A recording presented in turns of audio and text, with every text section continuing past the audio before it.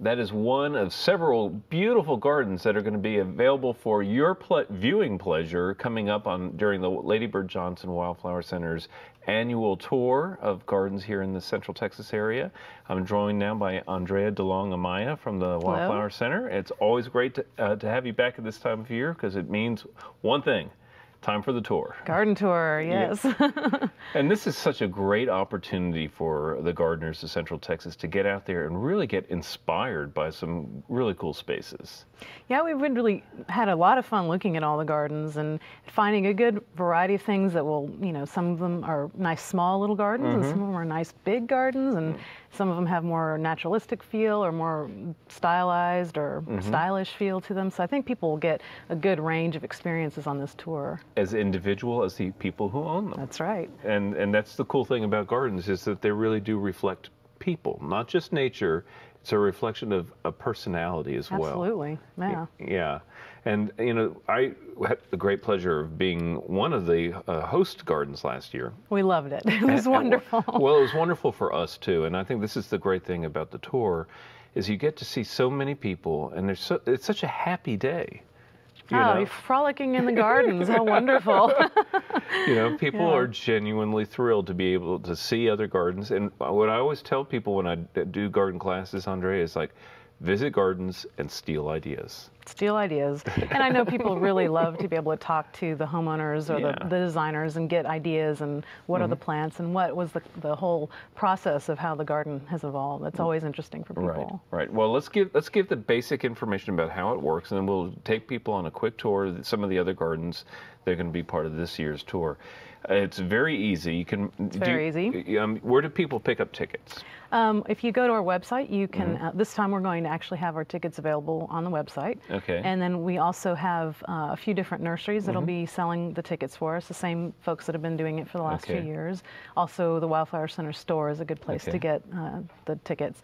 The event is May 9th, which is the Saturday before Mother's Day. It's a great Mother's Day activity. Yeah, that was one of the fun things last year. Lots of people with their mothers. With their moms, yeah, it's cool. So it'll be 9 to 5, rain or shine. If it's sunny, which it probably will be in that time of year, encouraging people to wear a hat and sunscreen and get your comfortable shoes and water and maybe some iced coffee or something to be fresh and come tour around.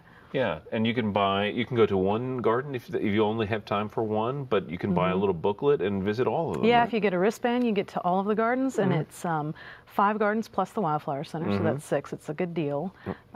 Or as you said, you could pick and choose and just go to 1 or 2 if you prefer. If you're limited on time. We already saw a beautiful video of one garden, and let's go ahead and introduce some of the other gardens that people could visit. The next one on the list, there's one on Academy, which is I really like the look of this one. Lots of cool plants here. Yeah, this is a fun little garden, and fun is the right word. It's small. It's one of the 2 smaller gardens on the tour. And it's very much a very stylish garden. It fits very much in the South Congress district. Yeah. The SoCo cool. The SoCo gardens. cool, right? And it's wonderfully quirky, and I mean that in a wonderful way. The homeowners have added little touches here and there. There's a little scene of where the wild things are with little figures, and as you can see in the pictures, there's some neon signs and lots of fun stuff going on in that garden. It's warm. Some Austin gardens should be a little weird, don't you think? They should be. This is Austin. And again, that's I think part of the playfulness of gardening. It's not. It doesn't. You don't have to be serious about this. It should reflect who you are. Absolutely. And I think that people will get a strong sense of the owners at this particular one. And there's the plant choices here I really do love. I mean, because they make a lot of sense, but it's bold too. Yeah.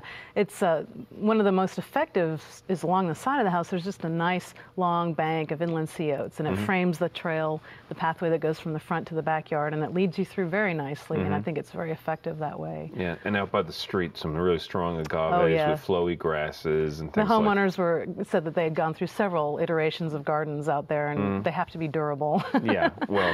And we're in that location, it has to be durable. That's absolutely. So that, again, is on Academy in South Austin, and just what you would expect from that neighborhood of fun garden.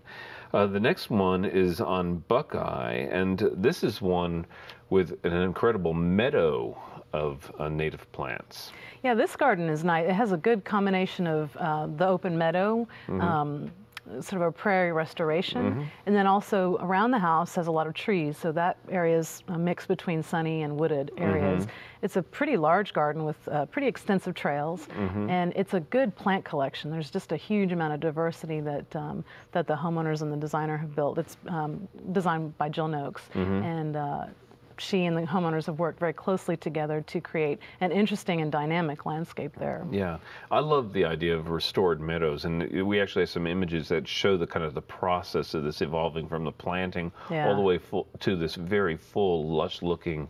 Well, it looks completely natural, but it's not. It's a garden. It is a garden, yeah. It's cultivated. And in May, it should look really colorful, too. Yeah, I'm sure it will. And there are plenty of places to kind of go and explore paths and other kinds of things through the woods here as well. Lots of little surprises around every corner. Yeah.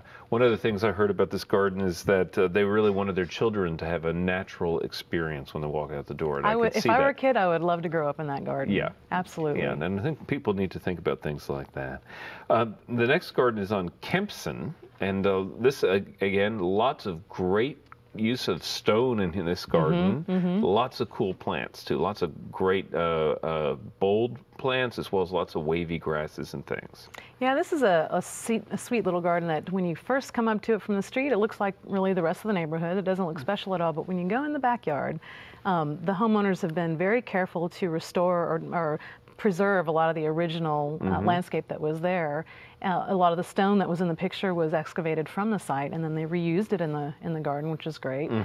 So they have a nice little area where he's even collected stuff that he's, from seed that he's found in the neighborhood and thrown them in the rocks. Yeah. And then there's the wooded area where they've cleaned out some of the real dense vines and invasive things and have replanted with some other more understory things. Well, it looks like a lot of fun. I love the back view of this house. It really is this beautiful sweep of a landscape with all the kind of the plants tucked in amongst the stones, and it looks terrific. I really like that look. And again, goes to the point of what the Wildflower Center is all about. This is a garden that really saves on resources and yet is beautiful when it comes to the aesthetics. It's a great example of what you can do, again, with another small space, too. Yeah, that's right. It doesn't have to be on a grand scale.